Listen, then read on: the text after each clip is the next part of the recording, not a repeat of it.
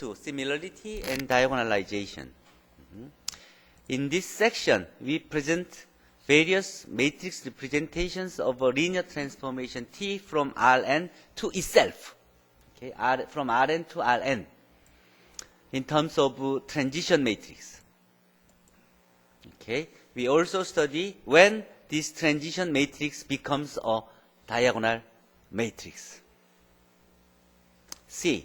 Relationship between matrix representations, this T and this T, for the standard matrices and arbitrarily ordered basis alpha and beta.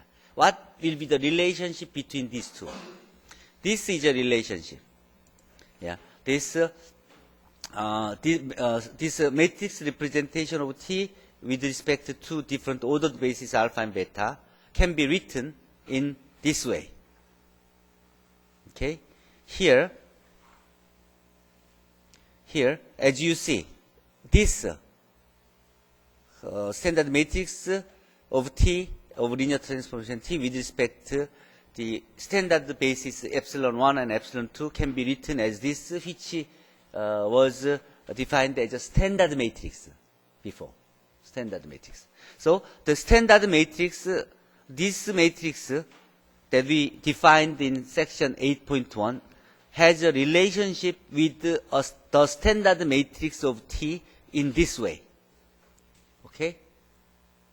Because, so the reason is here epsilon and epsilon 2 can be cancelled and this multiplied as a T times I. So alpha epsilon 2 T, and here I, matrix representation of I with respect to the ordered basis epsilon 2 and beta. And so epsilon 2 and epsilon 2 be cancelled. So alpha and beta is left, and I times T becomes identity, becomes a T. So that makes alpha, beta, T left, like this. So that's the kind of relationship. Okay, anyway, yeah, we're going to find how this kind of relationship can be analyzed when this linear transformation start from Rn to Rn. That's the theorem 8.21. Let T be a linear transformation, actually linear operator, because the domains and codomains are same, and alpha and betas be ordered basis for Rn. Then let the standard the matrix representation of T from ordered basis alpha, from alpha to beta be A, and a standard matrix representation of T with with ordered basis beta, from beta to beta be A prime. Okay, then this A and A prime has this relationship. A prime is equal to P inverse AP, where P is a transition matrix, which is this, that we have learned for the identity matrix. It's just a change of basis like this, from transition matrix from beta to alpha. So you have learned the transition matrix, how to find this transition matrix before in chapter 7, and you have learned how to find these A and A primes. And in this section, we learn the relationship between this A and A prime with a transition matrix P. All those are represented in here. Here, we have learned how to find matrix representation of T from a same ordered basis from alpha to alpha here, which is A. We know how to find A here.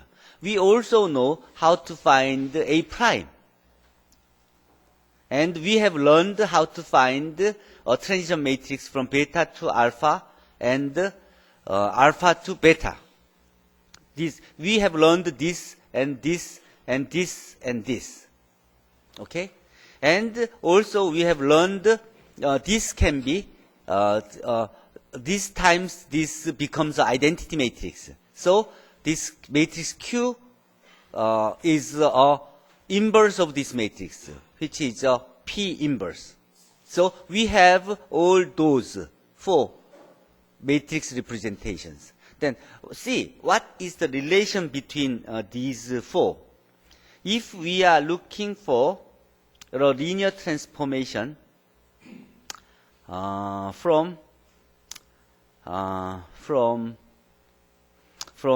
if we are looking for the matrix representation of if we are looking for the map from here to here, which can be written in this way. This is the matrix representation of linear transformation. This linear transformation is same as send this to here, and then send this to here, and send that to there. So, like if we are looking for f of x here, then that can be same as send that x to here, and then send it to here, and send it to there. So, A prime, it is composite, and also you have learned that composite of linear transformation is same as the product of matrices. It's corresponding matrices, corresponding matrix representation. So this can be same as this. This matrix can be written as this matrix times this matrix times this matrix from the left, like this. This matrix representation, A prime, can be written as this one first, and second, this one second, and this one Q, which is this third, like this. So A prime of x is same as this times x, which is same as P inverse A. So A prime of x is same as P inverse AP of x. So this relationship can be held. It can be easily showed from this one picture. So finding A prime is same as so we can easily find if we can easily find one, then the others can be found if we find the transition matrix P and its inverse. So that's the whole idea of this theorem. And this gives us the concept of similarity. Okay? And the details of the proof can be found in here. Basic concept and similarly, matrix linear transformation, the same diagrams can be found, and coordinate, change of coordinate, and there are some details here. But I'm going to explain some more on it. Here, let T be a linear transformation defined by this. X, y goes to 2x minus y, and x plus 3y. If alpha is the standard basis, epsilon for R2, and beta is a basis for, an ordered basis for R2, then find A prime using the transition matrix P. Okay. Let's see how we're going to find. Actually, we have learned already how to find this matrix P and this A prime. Here is the procedure. Let A be a standard matrix relative to the standard basis alpha, which is a standard basis epsilon here for linear transformation T. Then we can find A easily. It's just 2, minus 1, and 1, 3 here, because with the standard basis. That's what you have learned. And transition matrix P can be found in this way, as you have learned. Okay, here the y1, the image, this basis, the coordinate vector of y1 with respect to the standard basis, and coordinate vector of y2 with the standard basis. So basically, this P matrix is just the just the P just P matrix is this which directly comes from these two, because because alpha is a standard basis, so coordinate vector is same as we see there. From here we can easily find the P inverse. Okay, Mr. Kim.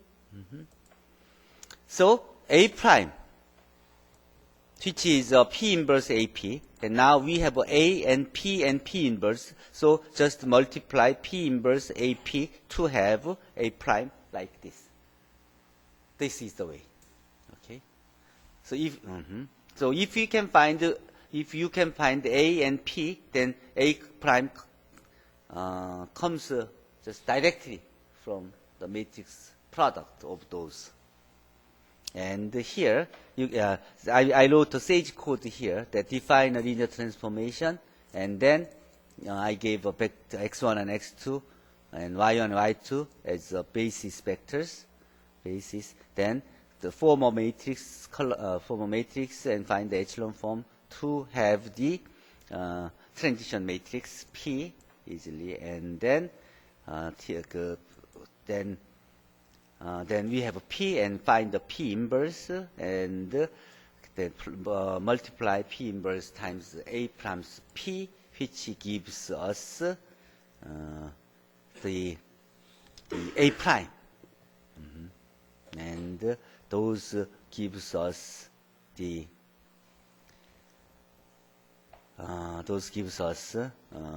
answer that we are looking for. Okay. This is 2 minus 1, 1, 3, same as what we had. Okay. Anyway, this is just the coding for this, so you can use it for the other problems. Anyway, next definition of similarity. For a square matrix A and B, square matrix of the same order, then if there exists an invertible matrix P such that B is equal to P inverse AP, then we call B is similar to A, and we denote it as P. What? 이걸 물결, P, we wrote it in this way. So this is the definition of similar matrices that you already have seen it once before. And here, this A and B matrix satisfies this relationship with this matrix P, so we call this B matrix is similar to A. Okay, this is just a change of two the second and third laws, and that can be done by this standard matrix, the elementary matrix. So anyway, since these two matrices satisfy this relationship, these two matrices are similar. And these similarities hold these three conditions. The first condition is A is similar to A. Every matrix is similar to itself, because we have identity matrix that identity inverse times A times identity is always A matrix A. So every matrix is similar to itself. And if matrix B is similar to A, then matrix A is similar to B. Because if there exists matrix P such that P inverse AP is equal to B, then just let Q is equal to P inverse. Then Q inverse B, Q is equal to A. So A is similar to a matrix B. So this symmetry satisfies. And also the last one, if B is similar to A and A is similar to C, then B is similar to C. If the matrix P and Q exist in between here, then just the multiply product of those two matrices gives a relationship between B is equal to inverse of PQ C times PQ is equal to B. So this transitive property hold.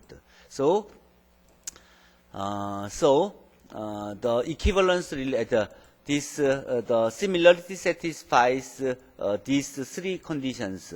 And if some object satisfies these three conditions, then we call it is an equivalence relation. Equivalence relations.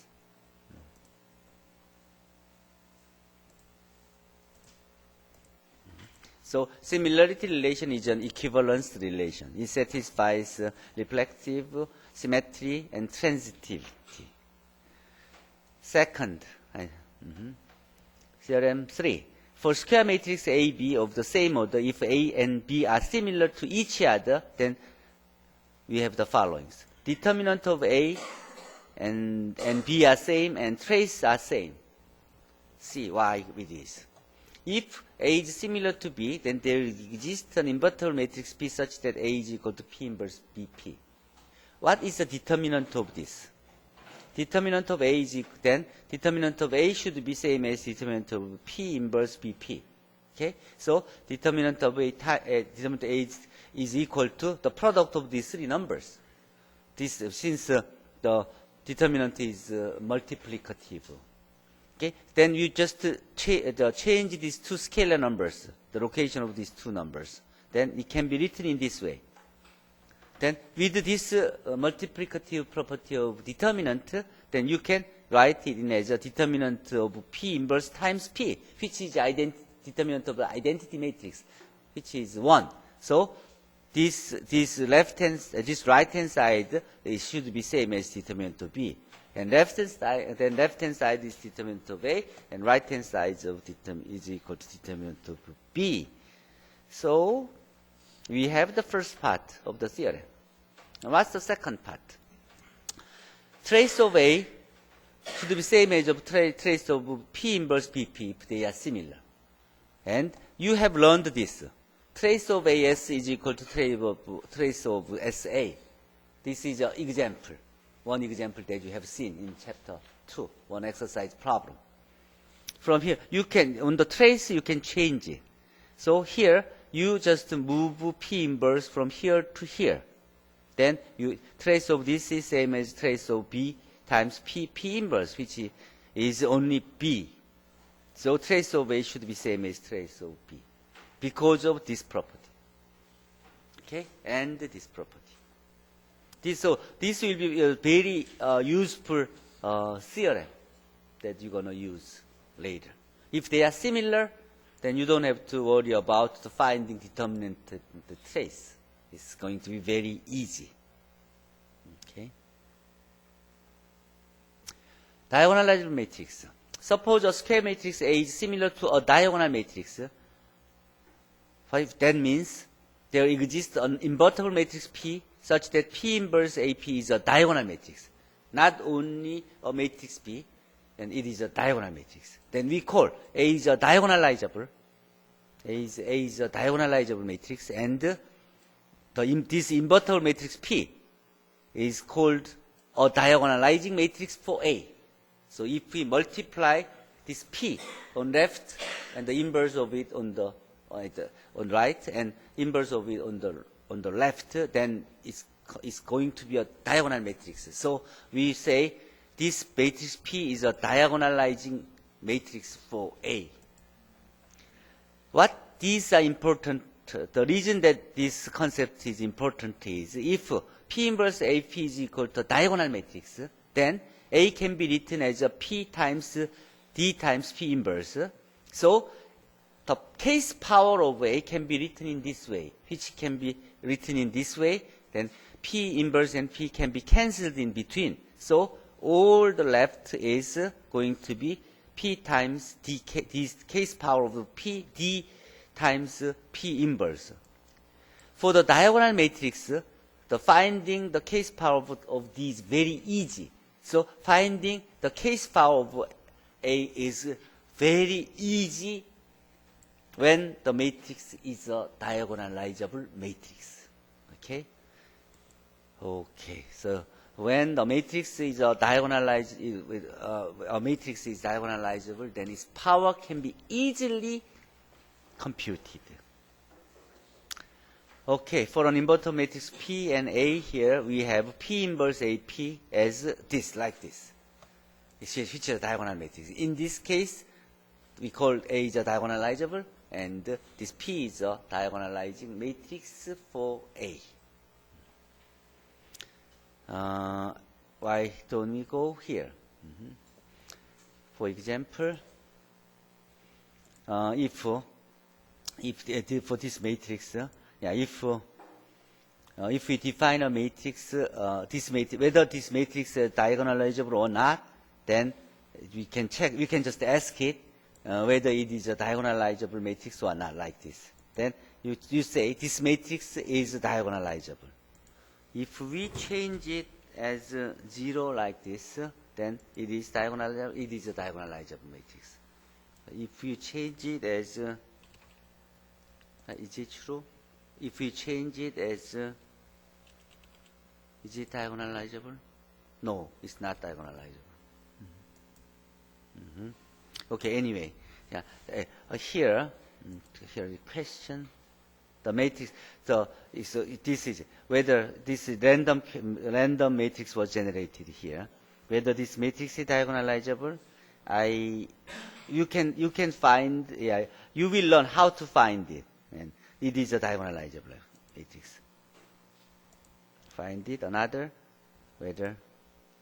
This matrix is also diagonal matrix. What about this one?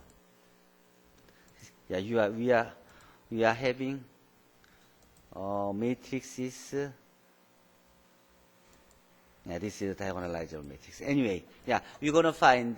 So anyway, you will be asked the given matrix is whether diagonalizable or not. Then from now on, we will learn how to find the criteria that a given matrix. Whether the given matrix is diagonalizable or not, from now. Okay.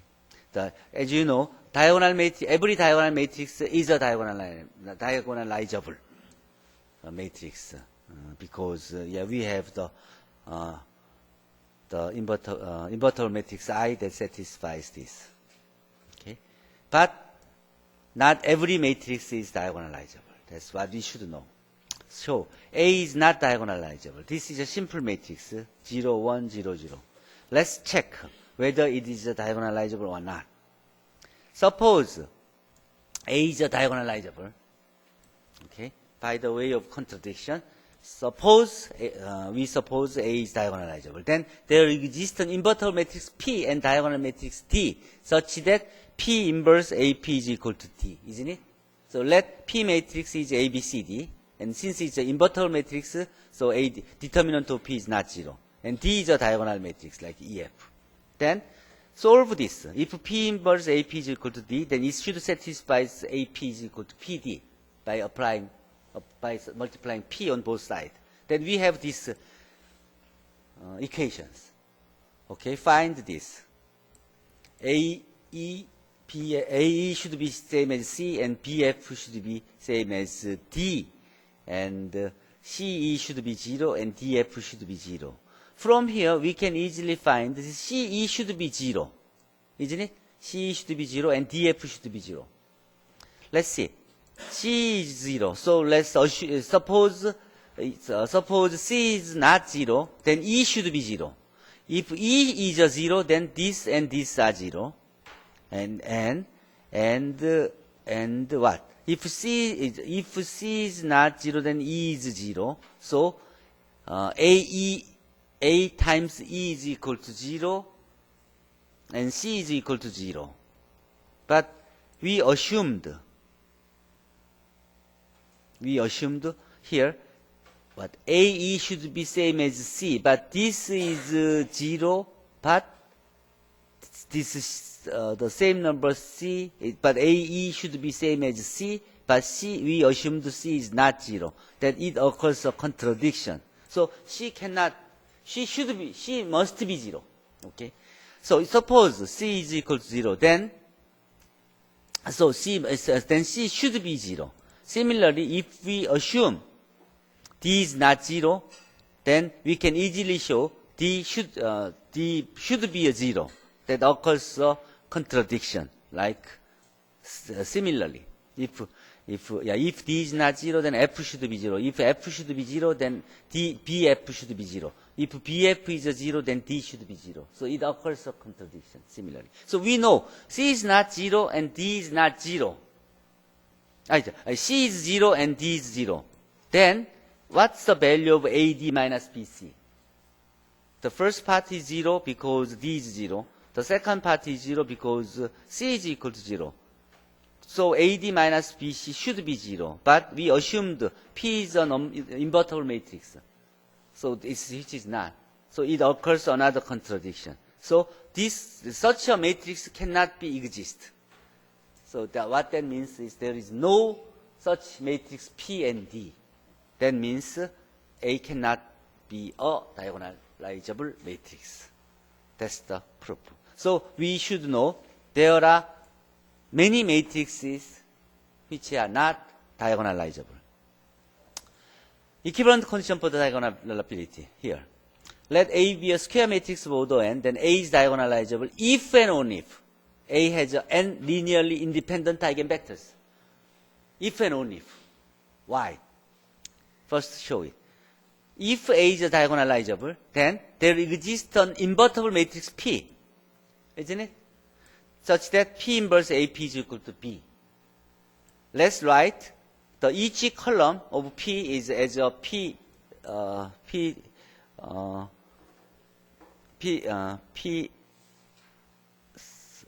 the A, P to the I's, P to the J's. And let this B matrix is diagonal matrix, whose diagonal entries are BI's. If P inverse AP is equal to B with these vectors and the diagonal matrix, then if we multiply P on both sides, then it should be AP is equal to BP, like this. Isn't it? Then AP is equal to BP means what? First column of this matrix is this. And what is the first column of this PB? B, since B is a diagonal matrix, the first column of this B matrix PB is just a scalar multiple of first column of this matrix P, isn't it?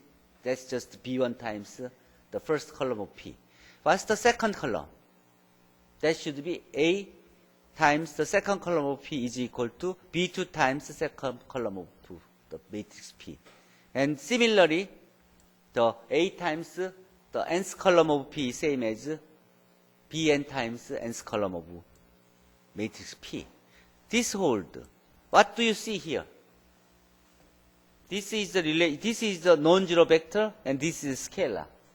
So these are the relationship with eigenvalues and eigenvectors. What this says are, these BI's are B1, B2, and Bn's are eigenvalues of A, and this P1, P2, and Pn's are eigenvectors of matrix A. Okay? So, these BI's eigenvalues and B is same as a diagonal matrix D, whose diagonal entries are all eigenvalues of A. And these PI's are eigenvectors of A corresponding to the eigenvalues lambda i's. Okay? Respectively, correspondingly. Since P is an invertible matrix, so these vectors are all non-zero vectors and linear independent. The PI's are linear independent. Okay? What that says? If it is diagonalizable, then we have what?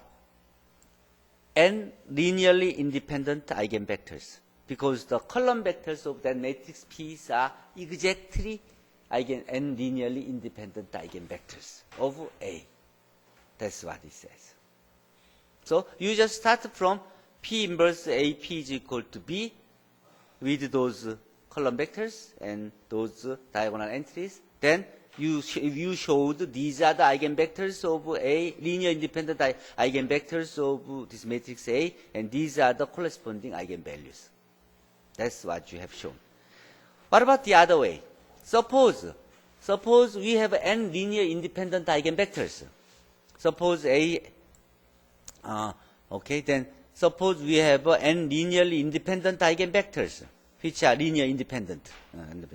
Then we have a corresponding eigenvalues as well. Then let's define a matrix P as with those linearly independent eigenvectors as a columns. Then AP can be written in this way, isn't it? And since we have eigenvectors, it has a corresponding eigenvalues lambda i's. So this matrix can be written in this way, isn't it? And this matrix can be written as this matrix times this diagonal matrix, whose diagonal entries are scalars, lambda 1, lambda 2, and lambda n, which can be written as a P matrix times the diagonal matrix D. Here, AP is, now we have AP is equal to PD. And the n linear independent eigenvectors forms columns of matrix P. So P is an invertible matrix because it has n linear independent vectors, column vectors. So we can find easily the invertible inverse of AP. So multiply P inverse on both sides, which gives us this. So P inverse AP is equal to a diagonal matrix D, whose diagonal entries are the eigenvalues of A, and so it is a diagonalizable matrix. This is what Hazik mentioned earlier in this class, and this is a procedure for diagonalizing a matrix. From this proof, we now learned how to find a diagonal, from a given matrix, a similar diagonal matrix and a diagonalizing matrix P. This is the way. First, if we find the n linearly independent eigenvectors P1 from P1 to Pn, then just form a matrix P whose columns are these eigenvectors, n linearly independent eigenvectors. Then this just multiply P inverse, just find the P inverse AP, then it should be a diagonal matrix whose diagonal entries are eigenvalues. That's it. That's it. If we just form a matrix P, then this going with the n linear independent eigenvectors, then that is a diagonalizing matrix, and P inverse AP is going to be a diagonal matrix whose diagonal entries are the eigenvalues of A. That's it. That's the whole things. If you can find the n linearly independent eigenvectors. So this is an example. Let A is given like this. Then find the eigenvalue lambda 1 and lambda 2. Then you can find the corresponding eigenvectors, two linearly independent eigenvectors. That's always, if you have a distinct eigenvalues, then you always have a linear independent eigenvectors. So form a matrix P with whose columns are x1 and x2. Then just do the computation. P inverse AP, see what? You have a matrix whose main diagonal entries are 2 and 1, whose the eigenvalues that has in the order. If you have a 3 by 3 matrix like this, and you can find the eigenvalues, then you have eigenvalue 1, 2, 2 like this.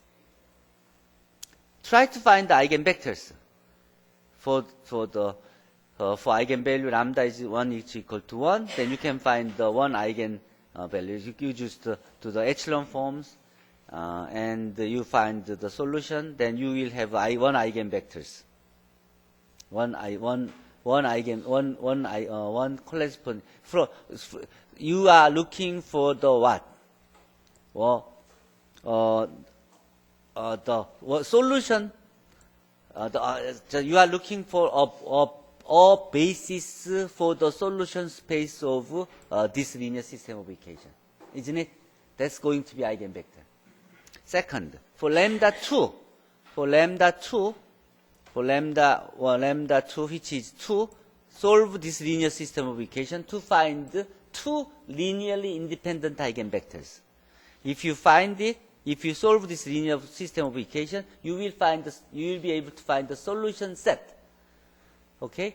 From there, you can find the you will see the dimension of the solution space is 2, and so you can find one basis for that solution space, which can be written in this way.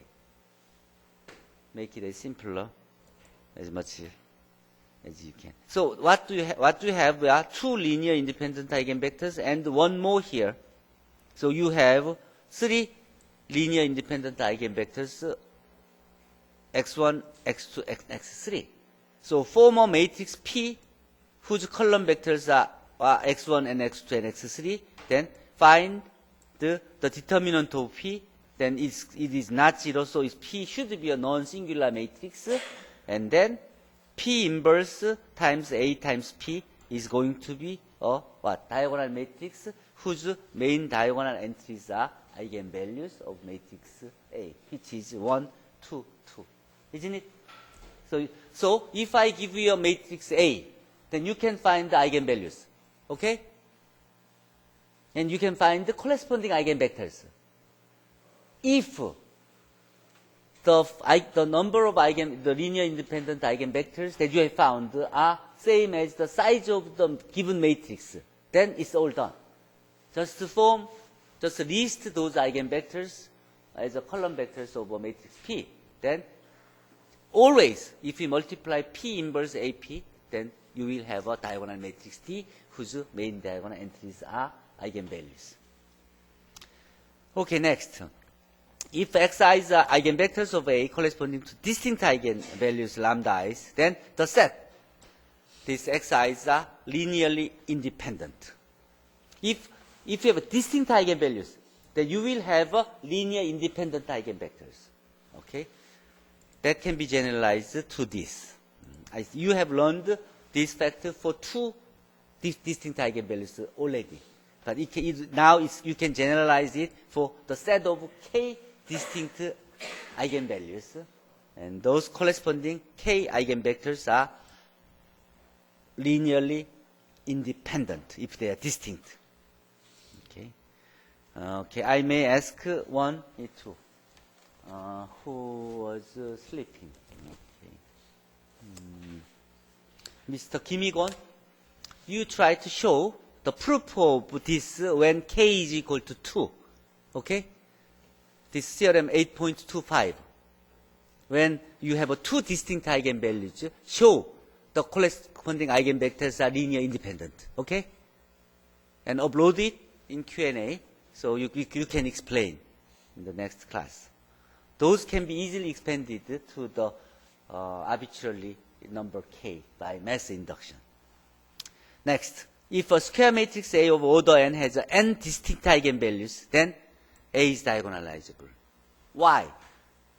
If a matrix has n distinct eigenvalues, you can have what?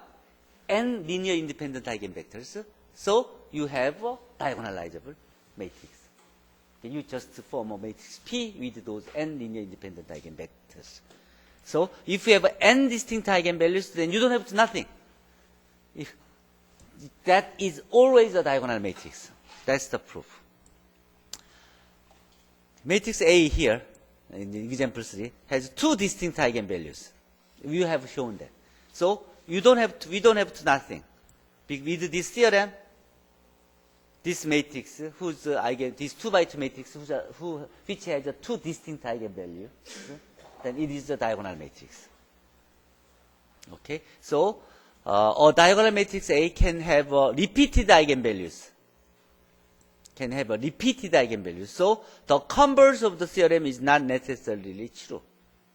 If it has distinct eigenvalues, then you have it is a diagonal matrix. But you saw that the other, if we have a diagonalizable matrix, but it does not guarantee that we have n distinct eigenvalues, because in the earlier example we have seen the matrix whose eigenvalues are 1 and 2 and 2 were also a diagonalizable matrix.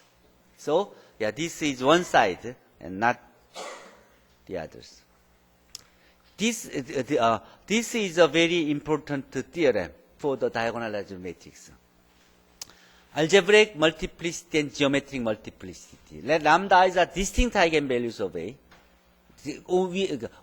of size n. We have k distinct eigenvalues of n by n matrix A. then the characteristic polynomial can be written in this way. Isn't it? Characteristic polynomial. Lambda minus lambda 1 to the m1, lambda minus lambda to m2, like this. Okay? And we know this is the degree of nth polynomial. Degree of this polynomial is n because the size of the matrix is n. So n by n matrix, then the polynomial, the degree of the characteristic polynomial is n. So the power of the addition of these mi's should be n. The sum of the exponent mi's should be n. We call here this mi is the algebraic multiplicity of lambda I. 대수적 중복도, 중근의 개수. Okay? The algebraic multiplicity is 중근의 개수예요. Okay? Then and also you can find the solution space for the a xi is equal to lambda I xi, isn't it? Then it has what? You can find the dimension of the solution space.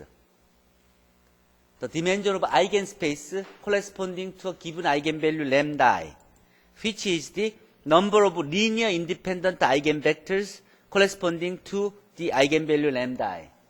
That's the dimension of eigenspace. That is called the geometric multiplicity. So now you not only have algebraic multiplicity, but also a geometric multiplicity, which is the dimension of eigenspace of the given eigenvalue lambda I. This is a two. The reason that I introduced a new concept on geometry or about the geometric multiplicity of the eigenvalues are this. Theorem 8.2.7. Here we now have a if and only if statement for diagonalizable matrix. This is now is if and only. The earlier theorem was one side, but now this is both sides, both directions. If A is a n by n matrix, then A is diagonalizable if and only if the sum of the geometric multiplicity of eigenvalue of A is equal to n. That's it. If sum of the geometric multiplicity of each eigenvalues is equal to n, then it is a diagonalizable. This means what? By the theorem 8.24, the equivalent condition for a square matrix of A is order n diagonalizability to have n linearly independent eigenvectors. Isn't it? If you have n linear independent eigenvectors, then it is diagonalizable matrix. Here, sum of the geometric multiplicity of A is equal to the number of the linear independent eigenvectors of A. Because the mi's, the geometric multiplicity is the number of linear independent eigenvectors. If the addition of these are n, then that means the number of linear independent eigenvectors are n. So we have n linear independent eigenvectors, which means the matrix is a diagonalizable matrix. That's it. Okay? The next theorem says if A is a square matrix and lambda is an eigenvalue of A, then the algebraic multiplicity of A is greater than or equal to the geometric multiplicity. And here is the proof. But most important thing is this. Equivalent condition for the diagonalizability. For a n by n matrix A, if A is diagonalizable, if and only if each eigenvalue lambda of A has the same algebraic and multiplicity. That's it. If for each lambda I, if algebraic multiplicity and geometric multiplicity are same, then addition of the number of addition of algebraic multiplicities of each eigenvalues should be n. Then the number of the algebraic multiplicity of eigenvalues should be same as n. So we have n linearly independent eigenvalues, so it is a diagonalizable. So this is the most useful theorem that you are going to use to show whether the given matrix is a diagonal matrix or not. Okay, here is the sketch of the proof that I just mentioned. Okay, This is summary of what we have done for the diagonalizability. Okay, and this is what I just told you. Okay, for A matrix, the characteristic equation is like this. So we have what? Algebraic multiplicity of the eigenvalue 2 is 1, and algebraic multiplicity of eigenvalue 3 is 2.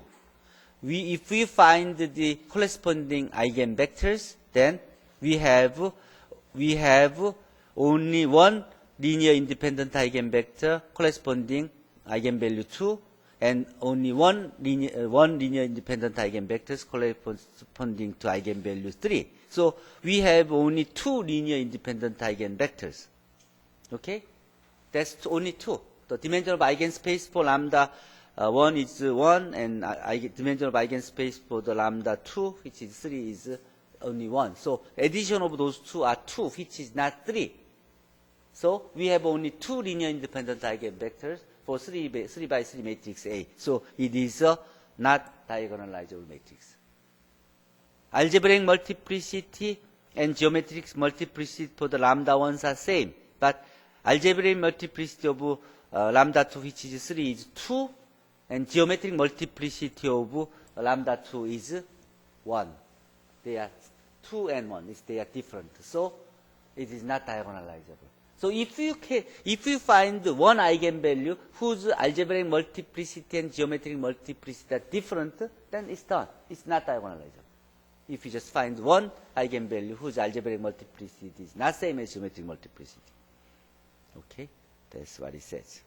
Here, the matrix 3 by 3 matrix here, whose eigenvalues are 3 and 2. Here, algebraic multiplicity is 1 and 2 respectively. Then we can further show that geometric multiplicity of 3 and 2 are 1 and 2 respectively. Hence, A is diagonalizable. Here, we have seen a matrix, this matrix, which was diagonalizable. We show why it was a diagonalizable matrix, and we find, and from here we showed this as 3 linear independent eigenvectors. Two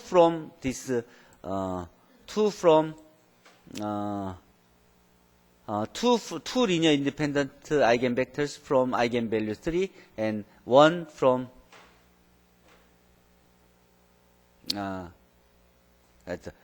we have one linear independent eigenvectors for the lambda 1 and 2 linear independent eigenvectors from lambda 2. So we have 3 linear independent eigenvectors, and so it can be, this P is a diagonalizing matrix for A. So A is equal to P times D times P inverse, where D is a diagonal matrix like this.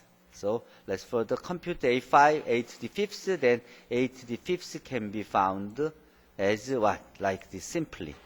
Similarly, A to the 100th powers of A also can be found easily by just the power of scalars. I think that's the end of section 8.2. Okay.